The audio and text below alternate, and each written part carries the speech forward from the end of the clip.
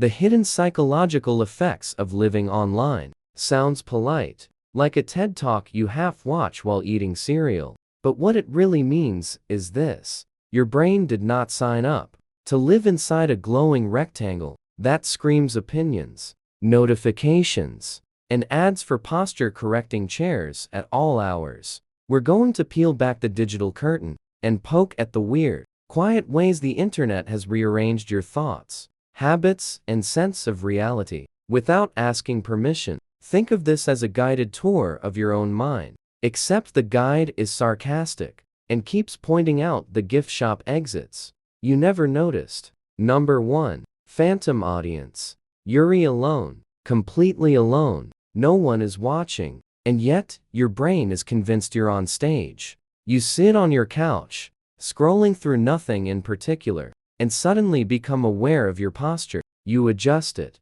Why? Who are you performing for? Your cat. Somewhere along the way, your brain learned that existing means being observed. Living online trains you to assume an invisible audience is always hovering just off screen, ready to judge your opinions. You're phrasing your facial expressions, and that weird thing your face does when you read comments.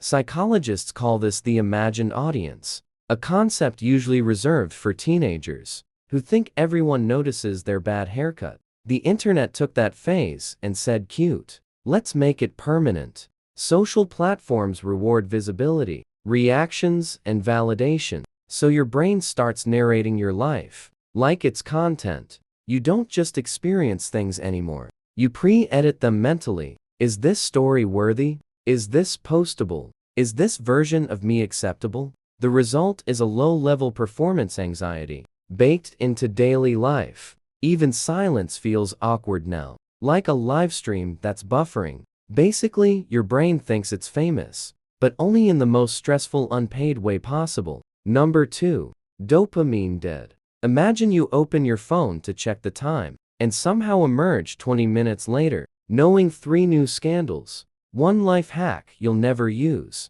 and absolutely not the time. That wasn't an accident. That was your brain taking out a dopamine loan. Living online trains your reward system. Like a poorly supervised puppy, every notification, like message or mildly interesting video, delivers a tiny hit of dopamine, the chemical equivalent of someone whispering, oh, maybe this matters. The problem is, that dopamine is meant to motivate effort, not reward endless scrolling, while your spine slowly turns into a question mark. S0. Your brain starts expecting stimulation on demand. Waiting in line feels unbearable. Sitting with your thoughts feels illegal. Even fun things, movies, conversations, hobbies start to feel suspiciously slow. Your brain wants faster rewards, louder colors, shorter videos, more chaos. It's not broken, it's just spoiled over time. This creates it's dopamine debt. Real life has to work harder to feel satisfying.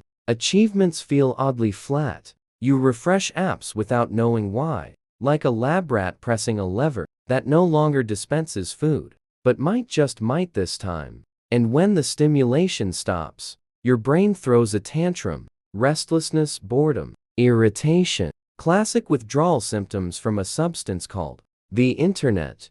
Basically, your nervous system has been living on energy drinks and is now offended by water. Number 3. Personality fragmentation. You don't have one personality online. You have a portfolio.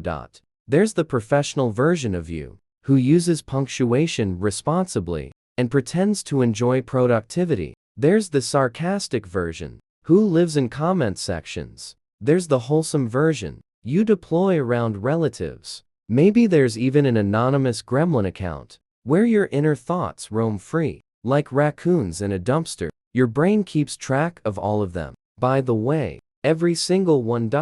Living online encourages identity splitting, not in a dramatic movie plot way, but in a subtle cognitive load kind of way. Each platform rewards different traits, so your brain learns to swap masks constantly. Different tone, different values, different humor, different outrage thresholds. It's exhausting, but also addictive, because each version gets its own tiny hit of validation psychologically. This can blow your sense of a stable self offline. You might catch yourself wondering, which version is the real one? Are you the thoughtful person who bookmarks long articles, or the impulsive one who argues with strangers at midnight? The answer is yes, but your brain hates ambiguity, so it quietly panics. This fragmentation increases anxiety and decision fatigue. You're always slightly on, monitoring how you're perceived, even when no one is watching. It's like running 20 browser tabs at once, all playing audio. Basically, your mind is juggling multiple brands of you, and none of them come with customer support. Number 4. Time perception meltdown. You sit down to relax for a second. Just a second. A harmless scroll. A treat. Suddenly it's dark outside. Your legs have fused with the couch, and time has become a rumor. Living online quietly shreds your internal clock. The internet doesn't move in minutes or hours. It moves in feeds. Endless, frictionless feeds with no natural stopping points, no chapter breaks, no credits rolling, just vibes. Your brain evolved to understand time through physical cues: sunlight, movement, hunger, boredom. Online, those cues vanish. Every video is one more. Every post is real quick, and your brain loses its ability to mark duration. Psychologists call this temporal dissociation. Regular people call it what just happened. This warping of time messes with memory too. Experiences blur together because nothing stands out. You didn't do anything, you consumed, so your brain has nothing solid to store. Days feel shorter, weeks disappear, and suddenly, it's somehow the end of the year again. This is why you feel weirdly busy, but also unaccomplished. Your brain has been sprinting without moving, mentally exhausted, temporarily confused, emotionally unsatisfied. Basically, your sense of time didn't break it. Rage quit. After being trapped in an infinite scroll dungeon with no exit signs. Number 5. Emotional contagion. You open your phone feeling fine, not great, not terrible, just emotionally neutral, like a loading screen point. 10 minutes later, you're inexplicably anxious, mildly angry, and deeply invested in a stranger's bad take from 2014. Congratulations! You've caught an emotion you didn't personally earn. Living online exposes your brain to a constant flood of other people's feelings. Rage, panic, joy, despair, smugness, served raw, unfiltered, and algorithmically prioritized. Your brain, which evolved to sync emotionally with the small tribe of humans you could physically see, now tries to process the emotional state of thousands of people simultaneously. It cannot do this gracefully. This is called emotional contagion. You subconsciously absorb moods, the way you absorb background music in a store, except the music is someone screaming in all caps, someone else crying in a thread, and a third person celebrating something that makes you feel vaguely behind in life. Your nervous system doesn't know these emotions aren't yours. It just knows emotion detected, so it responds: heart rate up, cortisol released, attention hijacked. You feel drained without knowing why. You argue about things you didn't care about 5 minutes ago. You log off feeling like you just survived a crowd, even though you never left your bed. Basically, your brain keeps emotionally shaking hands with strangers, and now it needs hand sanitizer and a nap. Number 6. Choice paralysis syndrome. You open a streaming app to relax. 45 minutes later, you are still scrolling, increasingly irritated, and somehow resentful of all content ever made. Living online gives you unlimited choice, which sounds great, until your brain has to actually deal with it. Humans did not evolve to evaluate thousands of options at once. We evolved to choose between berries and definitely poisonous berries. That's it.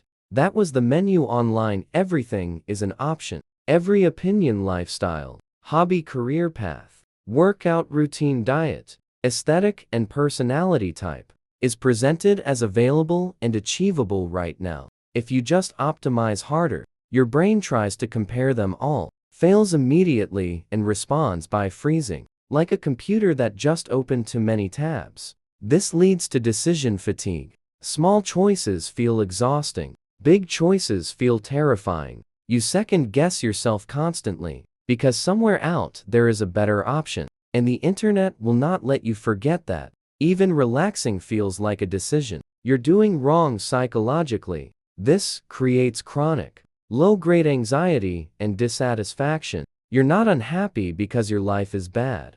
You're unhappy because your life could theoretically be 0.7% better, and your brain won't shut up about it.